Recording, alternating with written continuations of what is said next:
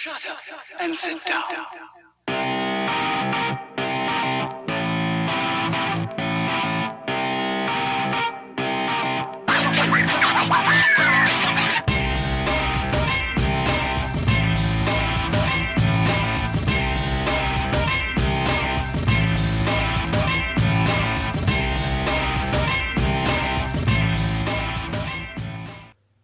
Hi, I'm Blake EB, and welcome to my review of the Marvel Legends series Titus Build-A-Figure Wave Guardians of the Galaxy Vol.2 Star-Lord figure.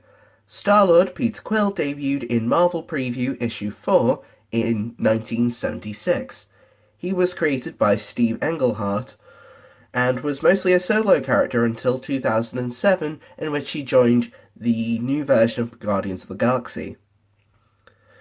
This version debuted in the film adaptation of Guardians of the Galaxy in 2014, and he's played by Chris Pratt, and he was written and directed by James Gunn. Since the success of the movie, the comic book version of Star-Lord has been majorly influenced by the film's version. This figure comes with 2 blasters, and an alternative head.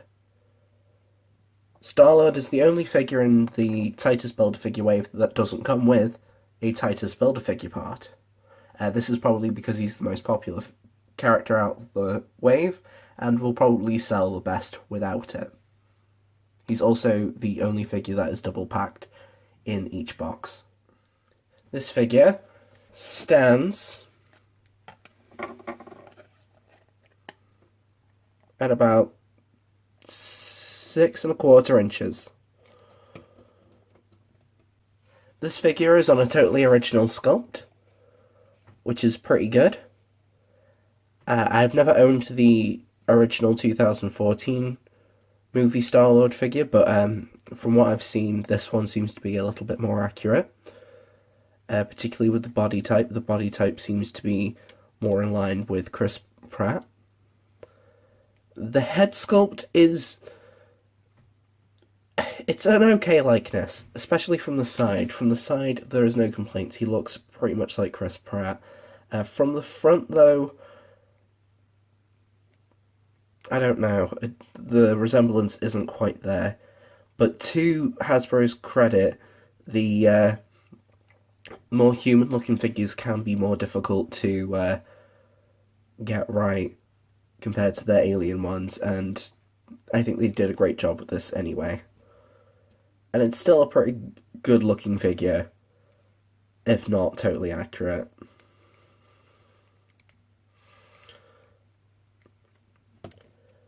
With the paint, it's mostly basic.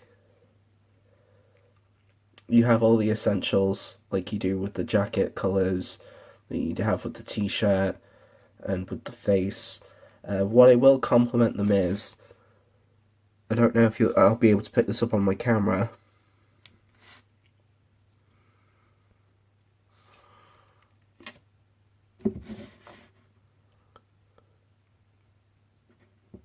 but they did get the smallest stubble in with this figure.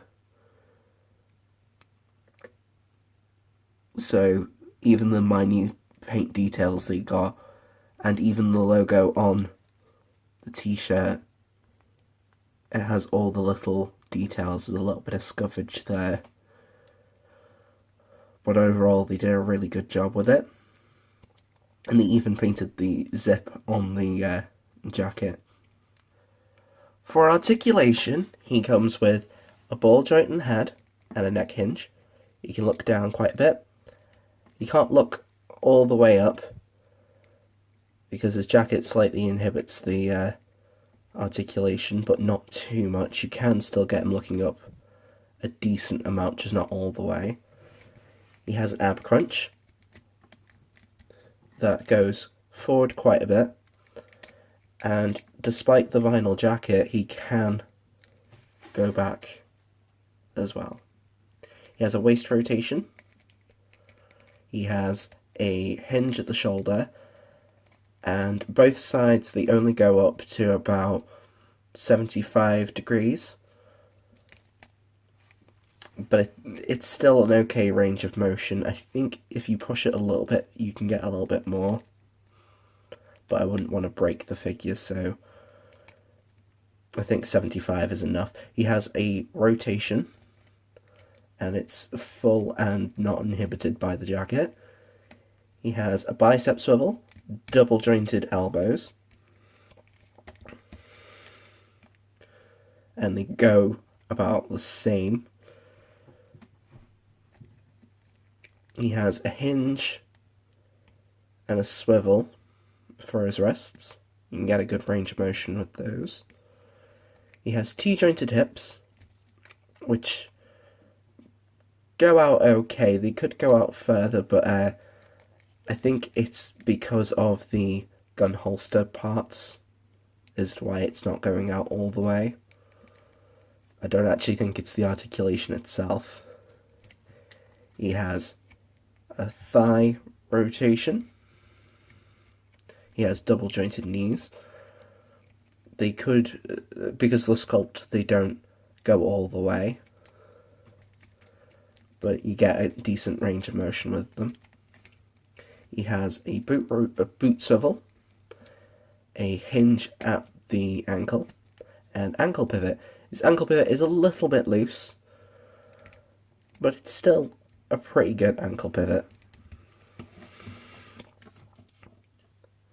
For your comparisons, here he is alongside the other movie figures in this wave, and they all scale pretty well together. Here he is alongside the Entertainment Earth 5-pack Star-Lord, and this is the comic book version. Unlike most figures where they have a comic book version, I like this one a lot more. I think this body mold is like a bit odd looking and gangly, and I've never liked the outfit. I think it looks a little bit dorky. So, yeah. And because the comic book Star-Lord looks a lot like the film version, I'm probably going to display this one as a comic book version instead of this one. And because Peter Quill is a bit of a ladies' man, I've got him here alongside Gamora and Shadowcat. He's had a relationship with both, and neither of them have turned out quite that well. And to be honest, I don't really like either of them with him. I like him as kind of like this space bachelor type character, and Gamora is way too cool to be tied down to one guy. And Shadowcat, her and Colossus are a bit of an old favourite relationship of mine. I hope that they will get back together at some point, because I thought they were really cute together. So, after reviewing him, I really like this figure. He had a lot going against him, the fact he was a movie figure, and the fact that he didn't come with a Build-A-Figure piece. That would usually cross him off my list entirely, but I really like this figure. He's just a really fun figure to pose around and, get into some great dynamic poses. And I think it was sculpted pretty well. And unlike the Yondu figure, this version of Star-Lord is how he is in the comic books at the moment. And he fits in with the comic book collection quite well.